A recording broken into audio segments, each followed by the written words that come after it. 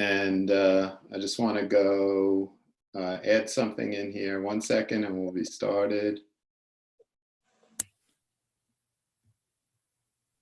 Okay, so it's 3 o'clock. Welcome to the real estate roundtable here. We're missing 1 or 2 people who are supposed to be panelists, but they should be on their way. And let's just get started. I'm Alex Rubin from Elliman Real Estate, the Alex Rubin team, and we have our panelists on board already. We have Jordan Pryce Levitt. Hello. There we go. We have Meredith Campos. We have Monika Dvorak and Amir El Guindy. All right. So anyone who's wants to pose a question, we have a question and answer thing. There we go. And what? He's coming on here. Good afternoon, everyone. Yes. It's Robert Bram on the, could someone, Liesl, could you get Robert Bram, call him back and see what the difficulty is? He's probably having trouble signing in. So then we have our real estate attorney extraordinaire, Steven Siliato. And yeah, I have an inside joke here, but these are the keys. For the keys to the kingdom right there? For the parking lot closing. Remember, Alex, you got to flash your lights 3 times when you pull in so they know it's you, okay? Got it, okay. I think I had those xenon headlights, so it'll look very impressive. Oh, we got Robert Bram here. Hey, guys. Mortgage person. How are you? How are you? Okay. A little difficulty signing in? Yeah, I clicked on the thing. It said the link was invalid, so I went back and I went on to another one, and then it clicked it on. So here. Oh, okay, great. Okay, so I was actually in the city this morning. We did a virtual kind of walkthrough, but it happened to be in my building in the city, so and I have permission to enter the apartment, and the person moved out about 6 months ago. So that was very interesting. How were the trains? I drove. Oh, okay. So I drove. Yeah, I'm not. Public transportation is going to be out for a couple of months, I believe. So I know it's running, but not for me. Yeah. Anyway, so let's jump right into questions. I like this one. It is, will there be open houses in the future? And a 2-part question, and what will they look like? I thought you were going to say, what are they going to serve? Coronas, I don't know. That's okay. Sorry, guys. Who wants to raise their hand there? I'm going to have to take it then. Going once, twice, 3 times. Okay. I personally think the open houses were never really great for the sellers. I think it was an inconvenience. You're kicking people out of their house, and they weren't as effective, especially for some reason in our area. Manhattan, they were much more developed and a lot more people, but the open houses, it was like an easy out for other agents to send their people and, do your job. We were doing their job for them. We would basically be selling the houses and they'd jump in. Oh, we got a new arrival, Robin Terzi. How I'm are on you? my laptop. I'm also, okay, you're looking very, got your Douglas Elliman on there. I got it. Okay. Robin Terzi from the team. Everyone's waving. There you go. I'll try that. It works. all right. I lost my train of thought. Hey, everybody. Where was I? I lost Open my train of thought. Open houses. About open houses. So open house. So the question, Robin, was what will there be open houses when it all goes back to normal, and what would they be like? So I volunteered first. You could go next if you'd like. But I think that the open houses, when we do them, I feel like we're going to need 2 people there just to manage people. And I think it's going to, I think I'd rather be doing private showings when we get back to work. Right. I agree. I think the consumers probably feel the same way as well. I feel like they don't want to show up Didn't want to be at an open house with a bunch of people. They're going to want private showings as well. Yeah, I think that's the biggest problem is going to be, trying to corral people around and this in an open house. And I think it will just be too chaotic to go right back to traditional open houses. So I really think that we should be pushing people to individual private showings and more spacing them out. By appointment. Yeah, and even, discussing it through a technology like this about how we manage an offer and things like that. It's like the days of like standing outside. I always hated it also, standing outside of a house. And I tell the people, let's get out of here because they're adding $10,000 every minute you're talking about their house in front of it. It's like you don't want to show your cards. So I think it would be better to do it after the showing. And Monika raised her hand. I have a question for Stephen. Is it legal if we ask the buyers just to come, either the buyer or the couple, not to bring the whole family and the friends and everyone, just the person who is actually buying the property? Yeah, I mean, unless DE corporate puts out a different policy, which we always have to defer to them, it's a health and safety concern. So you can definitely limit it to, just the prospective buyers. Okay. Okay, good question. There's anyone else want to jump in on the open houses, or we all love them so much we just want them to Do you guys think they're going to kind of be a thing of the past with everything that's transpired and kind of do an appointment only in the future? I think we're going to get more into the virtual open house than the actual physical open house. I think the photographers are going to have to add that as part of their package, more of a virtual, so that people can just look online, go through the house, and then something in the contract for the walkthrough to finalize it on a walkthrough. I think in general with everything, until there's actually a vaccine or better testing methods, people are, in general, just going to be, less likely to go back to anything more traditional. Right. But I do think that people still want to see the house. They really want to go through it. Eventually you have to, time. obviously. Meredith?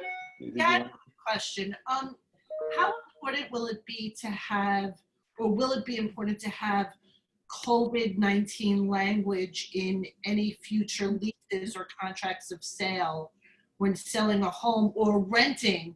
We have a rental property out east and we're about to renew the lease. And prior to renewing the lease, will it be important to have any specific language in there? I think you might just have to have a waiver of some kind, probably.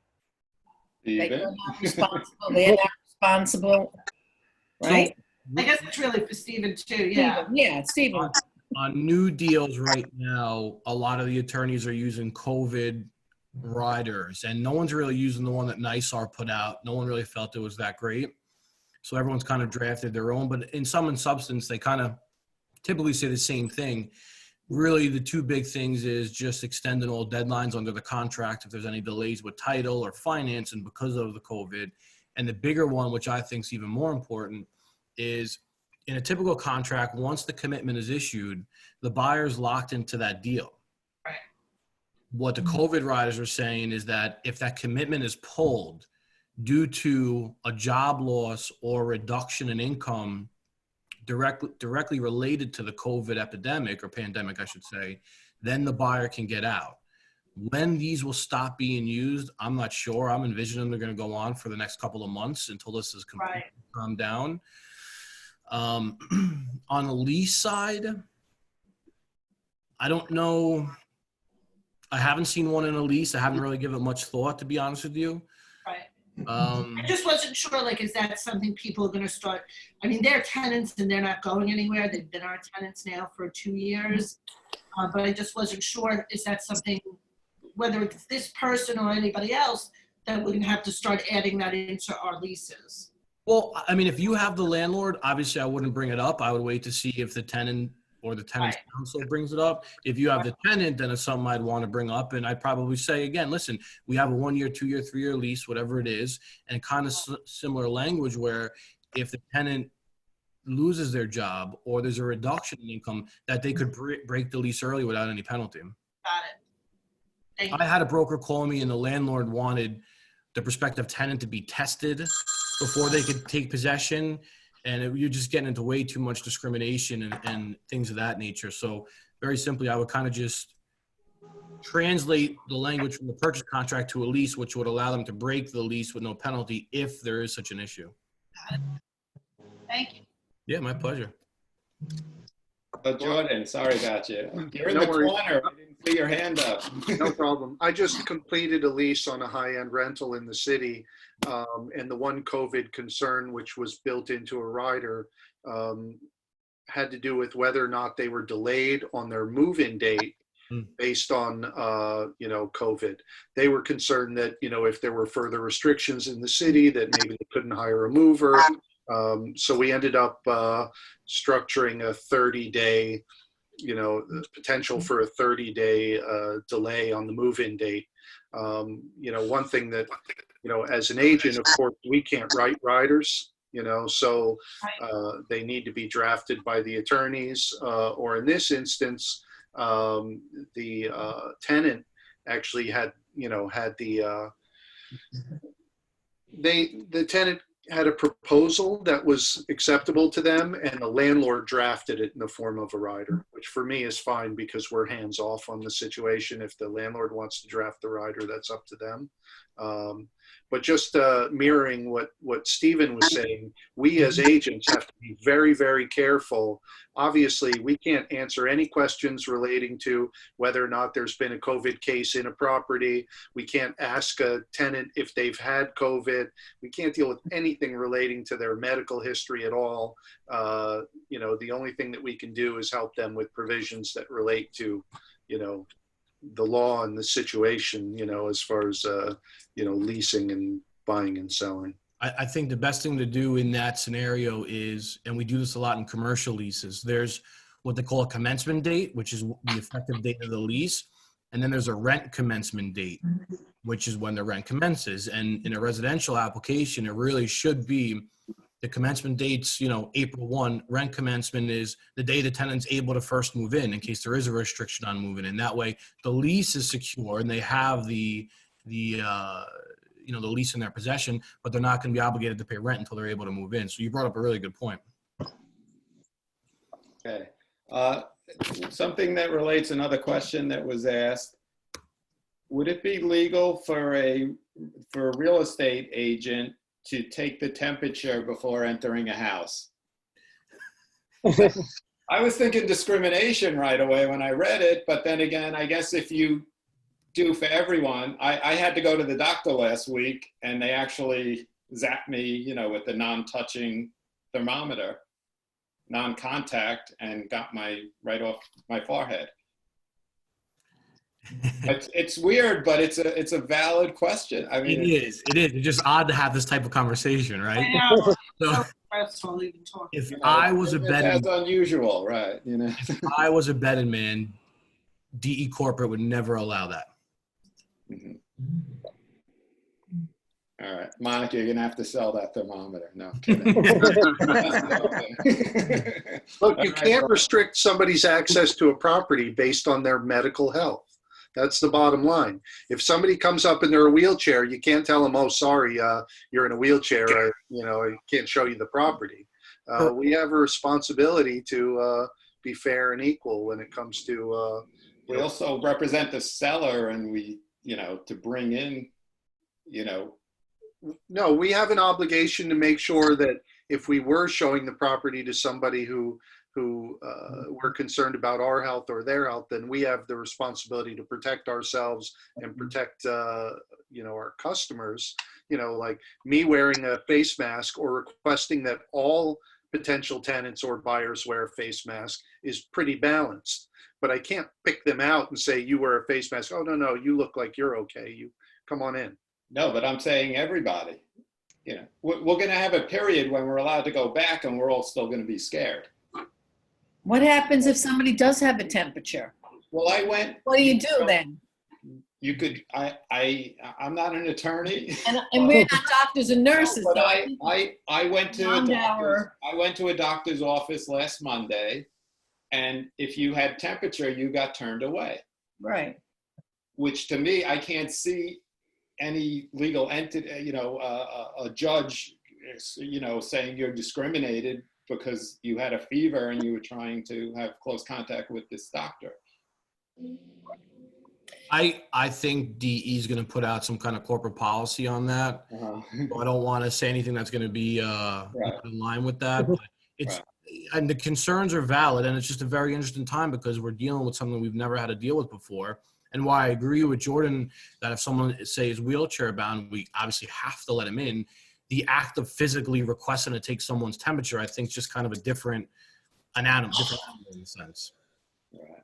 From what I heard is you can ask somebody if they have a temperature or if they've been in contact with somebody with the virus. So that's different than actually taking their temperature, which I'm guessing that's going to go on a lot, where you ask people and you have to take their word on it if they have temperature or if they've been in contact with somebody. All right, Robert, you ready for the mortgage world? Sure. What are the current interest rates, and is the process becoming more difficult to get a loan right now? So the rates actually have improved. They're back to pretty much where they were. 30-year fixed are in the low threes, which is very, very good.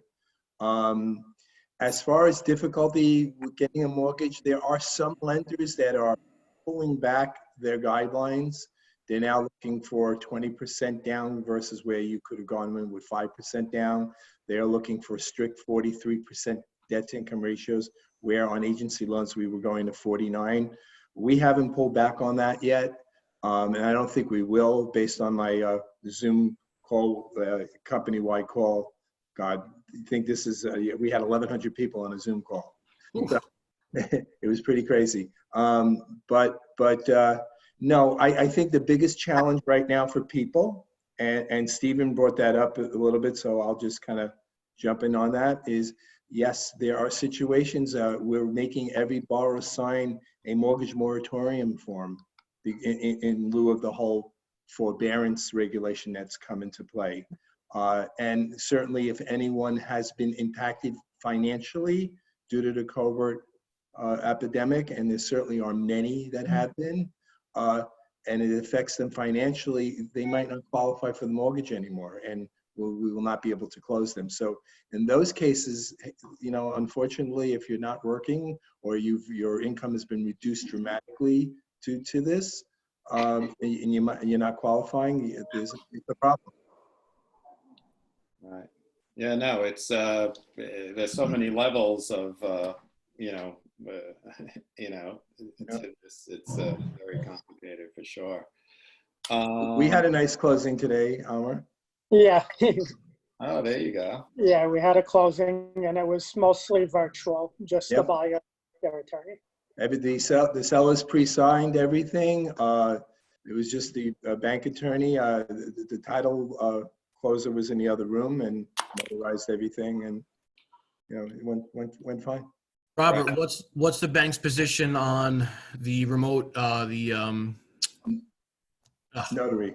The notary, the virtual notaries. Yeah, it was a big discussion in today's meeting. Fannie and Freddie Mac have approved it, which is great. The problem is that most of the investors have not gone on board with it. So the concern is, if we close with a virtual notary, is the ultimate servicing bank going to purchase the file from us? And that's still the challenge. So it's still a work in progress. Yeah, my understanding too is some of the title underwriters won't accept them. Right. And I know that order expires in 2 days anyway. It's mostly for the mortgage and the note. Yep. Yeah. I'm not a big fan of it, to be frank with you. I think there's going to be a lot of litigation about it down the road. Mm-hmm. I understand the need for it in certain cases and the benefit of it, but I think it's better off just getting, the wet signatures and calling it a day. Yeah. Okay. Agreed. It's a modern world, guys, and sooner or later we're going to have to move to some form of digital signature that that banks will accept. You know, I don't know that my fingerprint is any less of a signature than, you know, than anything else. The bottom line is can you verify that the person who's, you know, who's signing for the loan is, you know, is the person, you know? So it's going to get there. I agree with you, and I hope it does. But what happened was the guidance that was put out was, I think, rushed a little bit because the statute says the person personally came before me. Well, you're not personally coming before me. And also, I mean, it's ripe for fraud. How do I know you're actually you? It's a fake ID. I mean, there's so many different things, but I agree with you. It should be the norm. And I hope that they put procedures in place for this after this pandemic, because it's so much easier. I mean, you don't need, in my opinion, an original note and mortgage. You know, there's something called the best evidence rule in law. And basically, if you don't have an original, the best evidence you have, you can use. And if you have a copy that, especially a copy of the mortgage that's of record and the title company was involved, why can't that be enough for a foreclosure? Interesting. It's funny. I was talking with my kids and they're so used to technology. They actually had a great line. They said the only good thing that came out of this whole disaster is it's moved the technology so far forward. And I thought that was an amazing insight by them, because it's like all this stuff's coming and everyone fights any kind of change in the way they do business. Like, and it almost gave it a push 5 years into the future of how these things will come through. So, especially for our country, because it's actually shown how technologically inferior we are on a governmental level. Yeah. Compared to other countries. Shh, Robin, shh. Don't say anything, please. What? We have an ongoing thing with politics, which we can't go into. Anyway, another question. The market seems stagnant, understandably. When or do you foresee more homes coming onto the market, or when might prices decrease? Let's go, agents. Well, I think most likely people are going to start putting their homes on once the ban is lifted, as far as people going back out. I think there's a lot of people that want to put their house on the market and they're kind of scared or just hesitant to put it on right now. So, you know, I'm guessing as soon as the ban is lifted, then we should start seeing a lot more houses go on the market. As far as the prices, everybody has their theories on this. I think the prices are not going to drop, at least right away, because I think there's going to be a lot of buyers that are also waiting for these houses to come on the market. So there's going to be a lot of people looking and a lot of competition on these houses when they come on the market. Will they come down over time? Maybe a little bit, maybe not. But in the beginning, I don't think they're going to come down right away. For me, this is a question of market forces. You know, if you're a buyer or a seller, you have the same necessity to buy or sell that you had 2 or 3 or 5 months ago. That doesn't change. So in the end, what it comes down to is there some sort of regional backlash due to COVID, meaning are people going to, you know, increasingly move out of some areas and move into other areas? I think we could see some changes there in pricing and in desirability. But in general, you know, if you were looking to buy, you're still looking to buy. You're not, you know, you're not changing your necessities unless, you know, unless we're dealing with a long-term, you know, financial issue, you know, based on, you know, some real changes to our financial markets and our unemployment. You know, that's the real unknown here, is when things really start to pick up again, will people's jobs come back? You know, and will they have the same sort of earnings that they had? I was just speaking to somebody, a friend of mine, who she was in marketing. top producing person in marketing, made a considerable six-figure salary, and she was just asked to commit to a 50% salary cut. The likelihood that she's ever going to gain that money back post-COVID is, pretty unlikely. Keep in mind, I don't know what she was earning, but let's say she was earning $600,000 a year and generating millions of dollars in income for her company. If they can pay her $300,000 a year now, they're not going to suddenly want to, bring her salary back to what it was before. And the question is, how many buyers are going to be impacted by job loss or job reduction or value reduction based on new salaries? Okay. Actually, that question was asked by someone looking in Long Beach, and the Long Beach market has seemed to hold up very well so far. The big thing I think we spoke about last time was that it's not like the stock market where you could look every 12 seconds to see what the stock is trading at. When you have a house, the prices might not change for 6 months because you have so many things in the pipeline, and it's basically a 3-month thing. But he did ask, he added to this question, if the market floods with new homes, does that drive prices up or down? I mean, economics 101, if there's a ton on the market, but I don't think it's going to be a flood of houses coming on. I think that I think whatever extra demand we have is going to be offset by people who are trying to say, get out of the city. There has been a lot of talk with that during these meetings with the town hall meetings with Manhattan, is that they're either looking for second homes, and that really would affect Long Beach. So that really would answer the person asking the question. You might get more, because I see Long Beach, way down the road, being more and more second home buyers, as opposed to just people who want to raise their kids here. Anyone want to jump in on that? Anyone else? I think if a lot of new homes come on the market, also there's going to be an offset of all the buyers that are waiting to purchase. So the demand's going to equal each other. There might be a lot of new homes that hit the market, but there's also a lot of buyers that are sitting back waiting for these new homes. So that's why I think overall the prices are going to stay similar. Maybe there'll be a little bit of an increase based on demand, but overall I think it should stay the same. Again, this depends on all the variations, what happens with people's jobs, unemployment, things like that. That's a big thing. Yeah, Unemployment's going to be a big thing. absolutely. Yeah.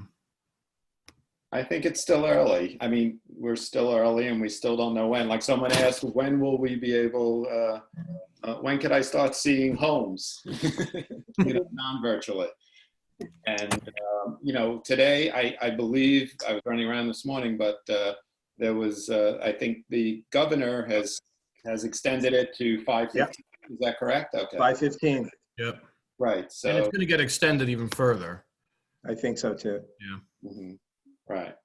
But they're itching to get back. I would say it's going to be 5:15 to 5:30, and I think my wife actually asked, what order do you think it's going to be coming back? Which people? And I think we'll be getting in on the earlier side. Like if it was for 1 to 10, I think we would be in the 1 or 2 range as real estate agents. That's just my thought. Anyone else? I agree, because I think people need homes, and it's hard to stop somebody from purchasing or renting a house if they have a need for it. And some people are in a place where they really need to find a new home or a new rental. Right. Yeah, all manner of service industries will have to come back first. It doesn't matter whether you're the butcher, the hairstylist, or the real estate broker. These are services that people require, and they've got to come back. It's going to be in limited amount. Like, not everyone's going to be able to go back into the office at the same time. They're probably going to keep very, spaced out. Just like, restaurants, they're going to have to go to a whole new way of doing business, less tables, more spaced out. People not going to be able to congregate at the bar waiting for a table now. That's going to be out. So you got to realize that these businesses are going to probably operate on a 20% of what they've normally done. Same with hair salons and nail salons. And so I think with the real estate offices, not everybody's going to be able to go right back into Douglas Elliman's office right away as a whole team. I think it might be like on alternate hours or alternate days. I think that's that's how I foresee it initially. Right. I have a general question for everybody because this is something that's been puzzling me a little bit. My brother-in-law is a tech guy, and he took a job a few months before COVID that was mostly a work from home job. He can sit at his computer and do everything that he needs to do. But in general, this is going to change the way we interact with each other and the way we interact with the companies that we work for. And I wonder, does it become easier or more difficult to add value, meaning an employee to an employer in this new environment? I'm just wondering about the competitiveness of this new environment, meaning now it's not going to be about, meeting up at the water cooler and talking about sports anymore and that your boss just happens to like you. It's going to be about, are you putting the numbers down, or what are you adding to the equation? So to me, that means fewer jobs for people that are much better at keeping on task and on target. But I wonder what everybody else thinks. Is this a permanent change where we're going to see more and more people working virtually? It's funny, I was watching CNBC today. Well, I always have it on. It's in the background right here. And there was actually a segment the other day about that, and they talked about how all the CEOs of these mass companies are starting to think about, do we really need that much brick and mortar space? That's such a big part of their bottom line. And if they're actually functioning and able to function and look at things more black and white than as far as the personality level of the interaction of the people in the office, will they become more productive and more efficient? So I don't know if that ever does come to be true, what that's going to do for the commercial real estate in the cities in the metropolitan areas, but it's an interesting thing. They're going to definitely look at things more black and white and production, as you were just mentioning, Jordan. I think there's going to be a much bigger shift to just look at everyone's having their groceries delivered now, and everyone's having Chipotle delivered now as opposed to going. I think that's going to be a big change too. I think there's going to be a lot less human interaction, a lot more deliveries, brick and mortar. I think are going to go down. Amazon will just keep growing and growing, and Walmart will grow and grow. And I think it's going to change consumers' habits, which will trickle down into real estate. And they're going to want to do more virtual showings. They're going to want to work with Rob more, uploading docs to him and emailing him their docs, maybe not going to the office, have a face-to-face meeting. It's going to change, definitely. It's a good point you raise, and who knows what the future is going to hold with him. Unfortunately, we're social animals. Yeah. That's sort of, that's sad. But I could be just as effective working from home, but I don't like it. I just, it's all about camaraderie and this, and this is a good substitute, but I gotta go old school. What's funny about that is that I work from home a lot, and I find that I'm less productive in the office. All those little engagements that get me talking about things outside of what I need to be doing are time wasters for me. I actually get more done when I'm not in the office. But, I'd imagine that there are quite a few people that, need the structure of an office in order to, get their daily work done. I think WeWork, WeWork has not had a great year, and it's like this is all but decimating them. The whole idea of communal workspace is suddenly, not so interesting anymore on a global level. I wonder, what this means for them. Only time will tell. Yeah, for sure. Yeah, someone just put in someone says, I agree, Alex. As a buyer, a video can't replace walking into a home for the first time to view it. Hopefully open houses return ASAP. Yeah, no. It is true. I mean, listen, Jordan's a big car guy. He's bought cars without seeing this and that. And, it's no matter how great the pictures are and everything, there's still stuff you see when they drop the car off in the garage. You still have to drive it, test drive it. That's true too. Yeah, well, same thing with the house. Walking to a house is a test drive. So You kick the tires, you kick the radiator. All right. It's Yeah. interesting, Yes. coming from the new development world. I worked on a project in Brooklyn Heights called Quay Tower, and it was new construction, 30 plus floors and ultra high end apartments, ranging from $2 million for the smallest one up into the $15 million range. And, being that it was a new building that was being constructed, the developer and, and those of us that were working on the new development side didn't want to wait so long into the process for us to start marketing the property. So the developer invested a huge amount of money, and we actually did a 3-wall virtual wall within our showroom, within our sales office for the building, so that we could make a full-on digitized virtual showing for every single unit in the building. Which obviously you can't do that on a regular residential home level. But, this situation will help to push the technology in order to get us a little closer, so that, maybe by the time you have to do the physical showing, that person is that far along, meaning to relate it to cars quickly, you don't walk into a car dealership having no understanding of which car you want to buy. You go in there to see a car, like I'm here to drive the Mercedes, whatever, you know what I mean? And then you drive it and decide if it's the one you want and pick the color and go, right? So, so many of the showings that we do are people, we're just getting our feet wet, or, we haven't looked at enough, or, whatever it is, maybe the technology will help us to get them a little further along, so that by the time they're actually physically viewing the property, they at least know, I like the layout, I like the neighborhood, I like, these features in the home, so they're that much closer to actually purchasing. Yeah, I like the idea of bringing it that much closer to be more efficient from our end. For sure. You know what I mean? So it's bringing it 60, 70% there, but you still got to boom, walk through the front door. For sure.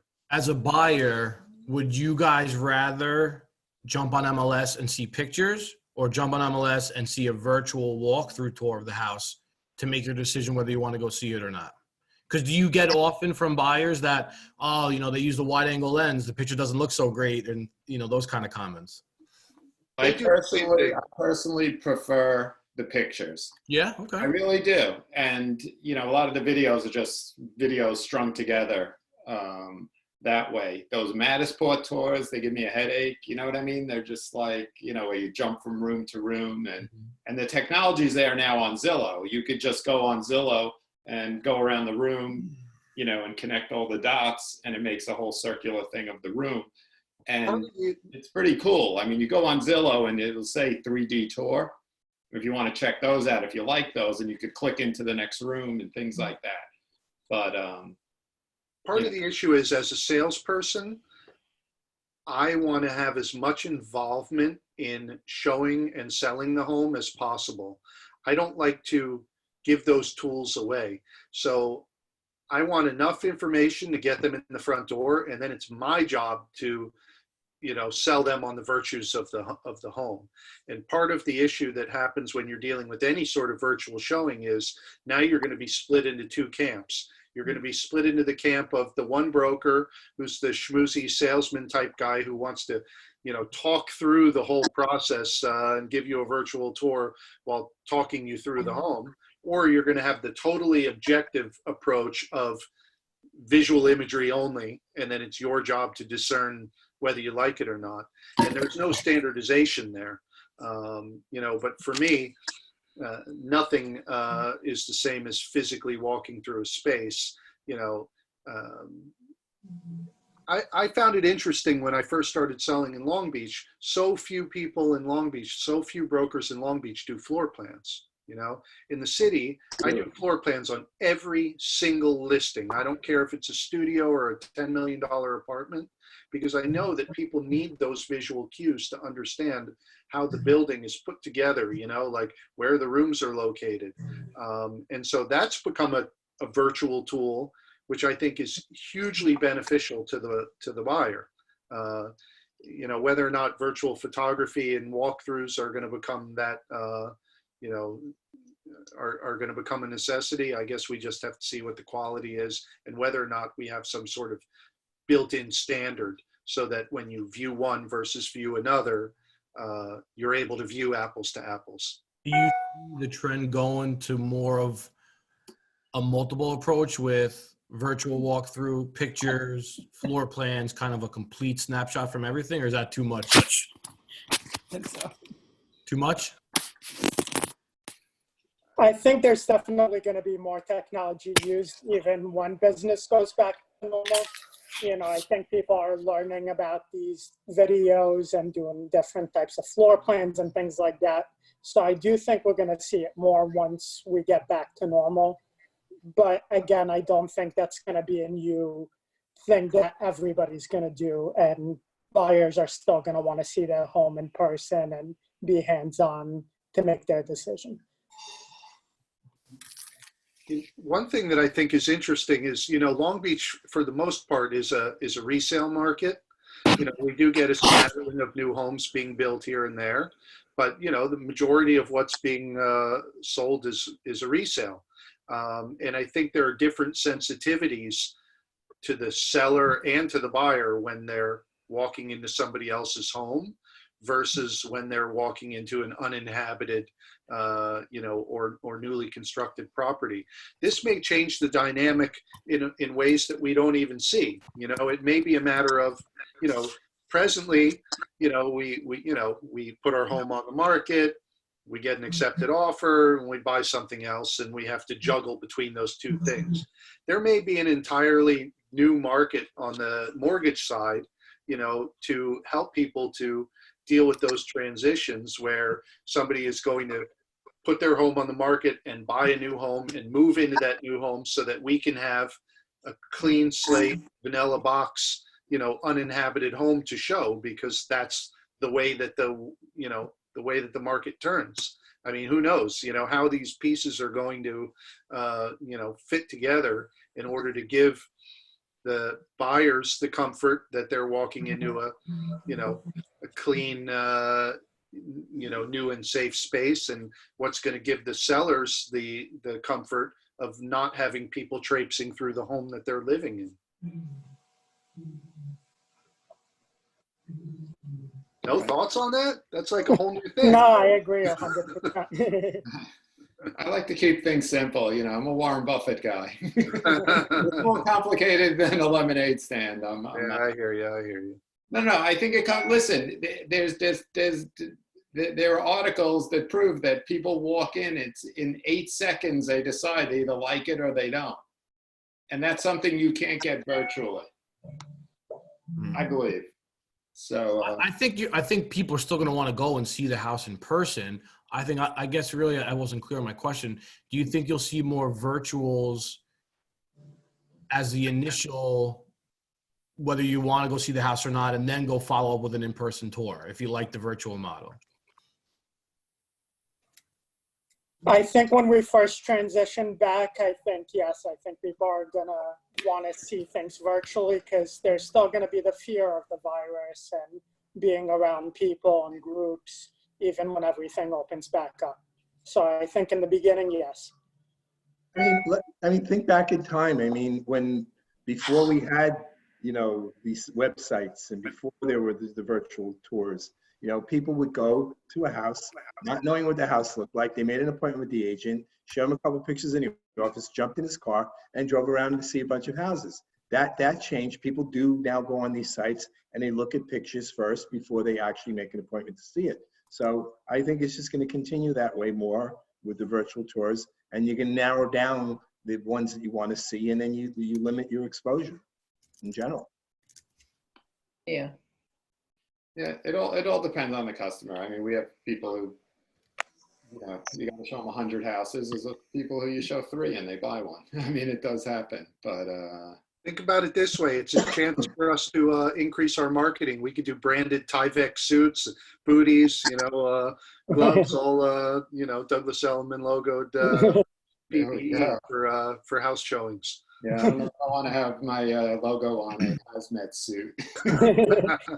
All right, we went way over. I thought we'd do a quick half hour, and we're at 45 minutes. Good conversation today.